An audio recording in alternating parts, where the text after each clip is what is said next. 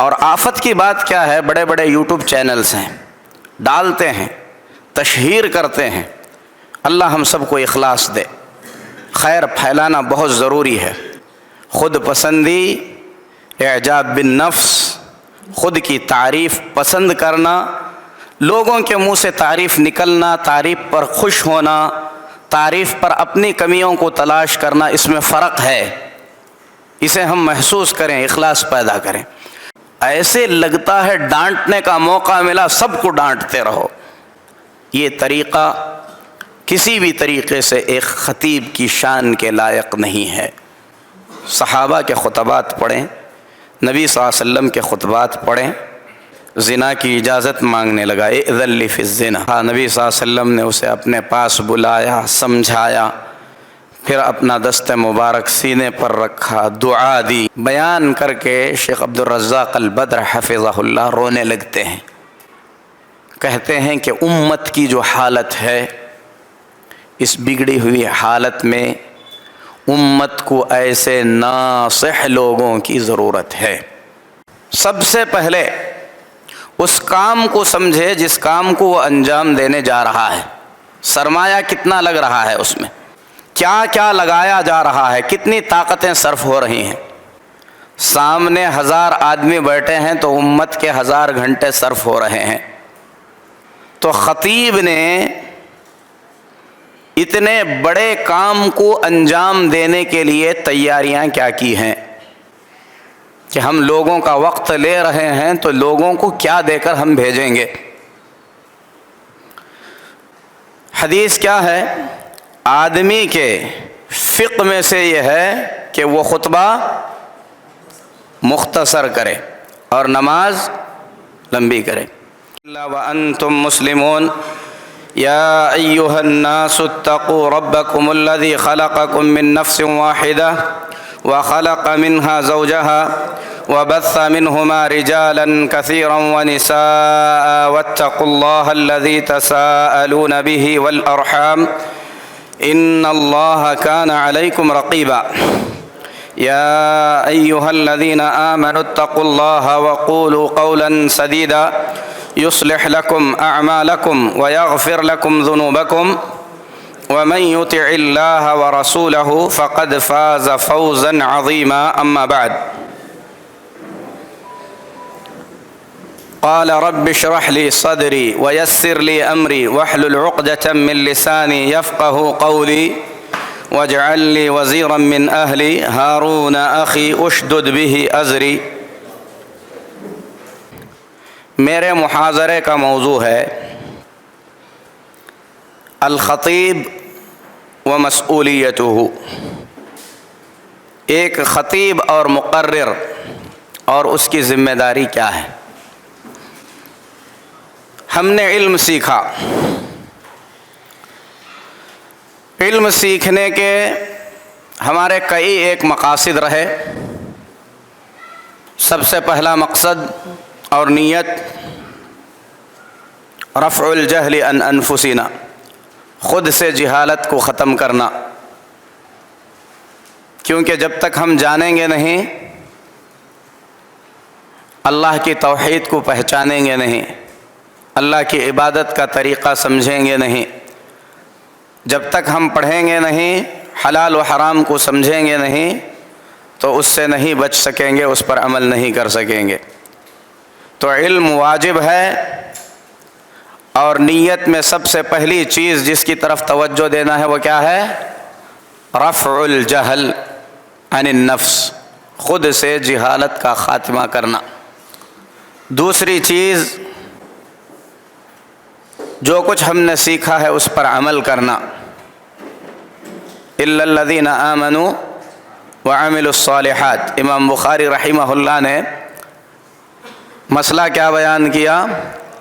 العلم قبل القول والعمل، اور اس آیت کو پیش کیا تو ایمان کو علم سے تعبیر کیا گیا۔ تو ہم سیکھتے ہیں تاکہ خود سے جہالت دور کریں، دوسری چیز اس پر عمل کریں، تیسری چیز الدعوۃ الی العلم الذی تعلمنا، جو ہم نے سیکھا اس کی تبلیغ کرنا۔ تبلیغ کے جس ماحول میں ہم رہتے ہیں، وسائل میں سب سے بڑا وسیلہ ہے خطابت۔ عوام تک پہنچنے کے لیے ہمارے پاس جو وسائل ہیں ان میں سب سے اہم وسیلہ کیا ہے؟ خطابت۔ اور خطبوں میں واجب خطبے ہیں جمعہ کے، اسی طریقے سے لوگوں کی اصلاح کے لیے جو خطبے ہوتے ہیں۔ تو ایک خطیب سب سے پہلے اس کام کو سمجھے جس کام کو وہ انجام دینے جا رہا ہے، سرمایہ کتنا لگ رہا ہے اس میں۔ ایک مسجد میں ہم 1 گھنٹہ خطبہ دیتے ہیں، 1 گھنٹے کے خطبے میں کیا کیا لگایا جا رہا ہے، کتنی طاقتیں صرف ہو رہی ہیں۔ لوگ نہا دھو کر، تیار ہو کر، گھر سے نکل کر مسجد میں آتے ہیں۔ خطبہ ہم 1 گھنٹے کا دیتے ہیں، 45 منٹ کا دیتے ہیں، جتنا بھی دیتے ہیں۔ سامنے 1000 آدمی بیٹھے ہیں تو امت کے 1000 گھنٹے صرف ہو رہے ہیں نا۔ ہمارا 1 گھنٹہ جا رہا ہے، لیکن باقی تمام لوگوں کا 1 گھنٹہ۔ اب یہاں پر امت کے 150 گھنٹے صرف ہو رہے ہیں 1 گھنٹے میں، اور قیمتی وقت صرف ہو رہا ہے۔ تو جب اتنا سرمایہ لگ رہا ہے تو خطیب نے اتنے بڑے کام کو انجام دینے کے لیے تیاریاں کیا کی ہیں؟ یہ سوال سب سے پہلے ہم سب کے ذہن میں آنا ضروری ہے کہ ہم لوگوں کا وقت لے رہے ہیں تو لوگوں کو کیا دے کر ہم بھیجیں گے۔ تو اس کے لیے ہم کو یہ احساس آنے کے بعد تیاری کرنا ہے تاکہ لوگ واپس لوٹیں تو کچھ نہ کچھ لے کر مسجد سے واپس جائیں۔ ٹھیک ہے، اس کے بعد ایک حدیث عام طور پر ہم سنتے ہیں۔ حدیث کیا ہے؟ آدمی کے فقہ میں سے یہ ہے کہ وہ خطبہ مختصر کرے اور نماز لمبی کرے، لیکن ہوتا عکس ہے، اور لوگ اس کے لیے مبررات پیش کرتے ہیں، لوگوں کو سمجھانا ہے۔ خطبہ مختصر ہو کا مطلب یہ ہے کہ خطبہ جوامع الکلم پر مرتب ہو۔ مترادف الفاظ کا استعمال کرنا خطبے میں بہت اچھی چیز ہے، لیکن مترادفات اتنے زیادہ آپ استعمال نہ کرتے رہیں کہ عوام الناس الفاظ کی پیچیدگیوں میں آپ کا پیغام تلاشتے رہ جائیں اور انہیں سمجھ میں نہ آئے۔ اللہ کے نبی صلی اللہ علیہ وسلم نے بڑی مشکلوں، پریشانیوں، تکلیفوں، مصیبتوں، رنج و آلام، بھئی مصیبتیں سب کو سمجھ میں آ گئیں۔ مترادفات ہم وہاں بیان کریں جہاں بیان کی ضرورت ہے، کیونکہ خطیب لوگوں کے سامنے اپنی زبان دانی دکھانے کے لیے یا اپنا علمی زور دکھانے کے لیے نہیں کھڑتا، ایک پیغام دینے کے لیے کھڑتا ہے۔ یہ سب سے پہلا نکتہ ہے کہ خطبے کے اندر زوائد کو اگر ہم ہٹائیں گے تو خطبے کی ساری بات لوگوں کے سامنے آ بھی جائے گی اور ہمارا خطبہ مختصر اور مفید ہو بھی جائے گا۔ دوسرا اہم نکتہ، بہت سارے خطبہ اس غلطی کا ارتکاب کرتے ہیں۔ دوران خطبہ جب کوئی آیت کریمہ آتی ہے تو کہتے ہیں اللہ تعالیٰ نے فرمایا بعد اعوذ باللہ من الشیطان الرجیم بسم اللہ الرحمن الرحیم۔ کہاں سے آئیں یہ چیزیں؟ امام البانی رحمہ اللہ سے ایک سائل نے سوال کیا۔ سوال کرنے سے پہلے بسم اللہ والصلاۃ والسلام علی رسول اللہ، علامہ البانی سے سوال کیا گیا تو شیخ نے کچھ تمہیدی باتیں بیان کی اور کہا کہ یہ سلف کے طریقے کے خلاف ہے. منہج سلف واضح ہے، سب چیز ہے اس میں. پھر اس کے بعد علامہ البانی رحمہ اللہ نے اس نقطے پر اشارہ کیا، اس نقطے کی جانب کہ کچھ خطبہ دوران خطاب، چاہے وہ جمعہ کا خطبہ ہو یا عام خطبہ، جب انہیں کسی آیت سے یا حدیث سے دلیل لینا ہوتا ہے تو آیت کریمہ کے پڑھنے سے پہلے اعوذ باللہ من الشیطان الرجیم یا بسم اللہ الرحمن الرحیم پڑھتے ہیں. ھذا خلاف السنہ، یہ سنت کے خلاف ہے. کیا الفاظ استعمال کیا شیخ نے؟ سنت کے خلاف ہے. اسی پر تیسرا نقطہ میں آپ لوگوں کے سامنے بیان کرتا ہوں. ہم لوگ کسی مجلس میں کھڑے ہو کر جب اس مسئلے کو بیان کریں گے علامہ البانی نے اسے بدعت کہا، ایسے بہت سارے خطیبوں کی عادت ہے. علامہ البانی نے بدعت نہیں کہا ہے، کیا کہا ہے؟ خلاف سنہ. وہی الفاظ ہم استعمال کریں کسی کا کلام نقل کرنے میں، کسی کی بات بیان کرنے میں. پوری امانت داری کا ہمیں خیال کرنا چاہیے. تو پہلے آیت آپ پڑھ رہے ہوں خطبہ مسنونہ کے بعد، یا دوران خطاب آپ آیت پڑھ رہے ہوں، تو یہ کیا ہے؟ سنت کے خلاف ہے کہ آپ اعوذ باللہ یا بسم اللہ پڑھیں. اور اس سلسلے میں علامہ البانی رحمہ اللہ نے ذخیرہ احادیث کی طرف اشارہ کیا. کہا کہ کتنے ایسے مقامات ہیں جہاں پر اللہ کے نبی صلی اللہ علیہ وسلم نے صحابہ کرام رضی اللہ عنہم اجمعین کو مسئلہ بتاتے ہوئے یا کسی اور جگہ پہ اللہ کے کلام کی آیتیں سنائیں، لیکن وہاں پر تعوذ اور بسملہ کا کوئی ذکر نہیں ہے.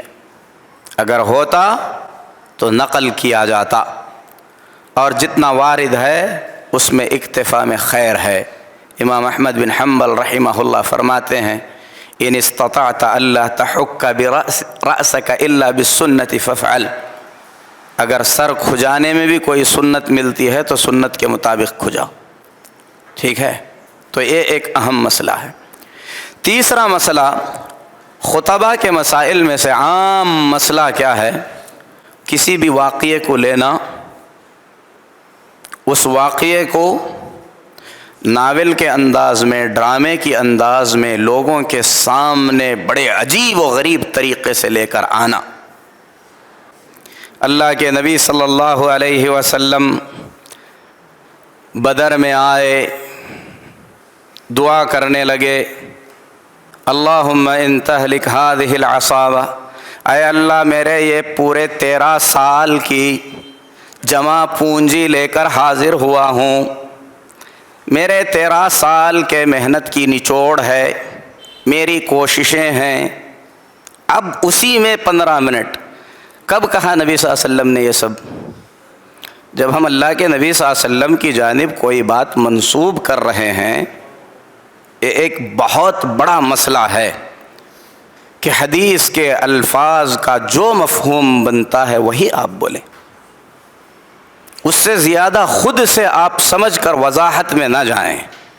نبی صلی اللہ علیہ وسلم نے صرف اتنا کہا اے اللہ یہ چھوٹی سی جماعت اگر ہلاک ہو جائے، اے اللہ اگر یہ تو چاہتا ہے کہ قیامت تک تیری عبادت نہ ہو، کوئی تجھے نہ پوچھے، کوئی تیرا نام لینے والا نہ ہو، شروع لا منتہا. تو ایک خطیب کو ایسی بیکار کی تفسیرات سے کیا کرنا چاہیے؟ پرہیز کرنا چاہیے. اور ایسا کرنے کی ضرورت خطیب کو اس وقت پڑتی ہے جب اسے 40 منٹ کا خطبہ دینا ہی ہے، اس نے پڑھا نہیں ہے، اس کے پاس کلام سلف میں سے کچھ بھی اس کے ذہن میں نہیں ہے، قرآن کی آیتوں کے معانی یاد نہیں ہیں، احادیث مطہرہ پر اسے عبور نہیں ہے، تو یہی سب مرچی مسالہ لگے گا. تو یہ اپنے عیب کو چھپانے کے لیے، اپنے علم کی قلت کو چھپانے کے لیے ممبر پر کھڑے ہو کر لوگوں کا وقت ضائع کرنے کے ساتھ ساتھ من مانی تفسیرات کرنا یقیناً لوگوں کو گمراہ کرنے کے مترادف ہے۔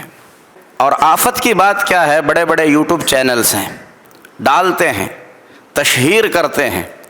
اللہ ہم سب کو اخلاص دے۔